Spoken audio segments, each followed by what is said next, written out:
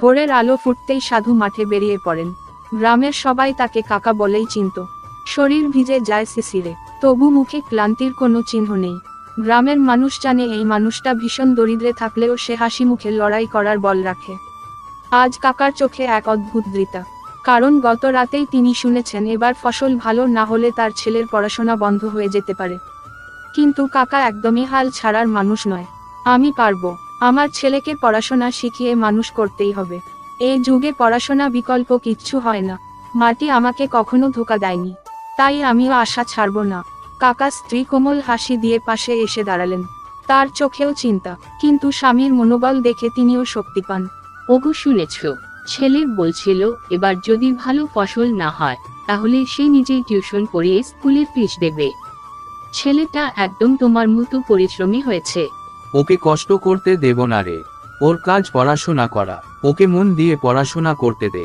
আমার কাজ মাটিকে জিতিয়ে আনা, আর সেটা আমি জীবন দিয়ে চেষ্টা করব। সকাল থেকে বিকেল সূর্য মাথার উপর আগুন জ্বালিয়ে দিলেও কাকা থামেন না। হাতে ভারী কোদাল, পা ব্যথায় কাঁপছে, তবুও তিনি নিজেকে বলছেন আরেকটু। হঠাৎ দূর থেকে কাকার ছেলে দৌড়ে আসে। বাবা, তুমি এত কষ্ট করছো কেন? এ নাও, আমি তোমার জন্য জল এনেছি। কারণ তুমি আমার স্বপ্ন বাবা, তোমার ভবিষ্যৎ ভালো করার জন্য। আমি যদি একটু ঘাম ঝরাই তাতে সমস্যাই বাকি আছে। বিকেল গড়িয়ে সন্ধ্যা, আকাশে মেঘ জমতে শুরু করেছে। কাকার ভীষণ ভয়, কারণ বৃষ্টি হলে আজকের এত খাটনি সব নষ্ট হয়ে যাবে। তিনি প্রার্থনা করতে থাকেন, হে ভগবান, দয়া করে আমার পরিশ্রমটুকু বাঁচিয়ে দিও। কিন্তু সত্যি সত্যি একটু পরে সব মেঘ সরে আবার রোদ বেরিয়ে আসতে লাগলো। যেন প্রকৃতি নিজে থেকেই কাকার শ্রদ্ধা অনুভব করছে। দেখলে তো, তোমার পরিশ্রম কখনোই বিফলে যেতে দেবে না প্রকৃতি।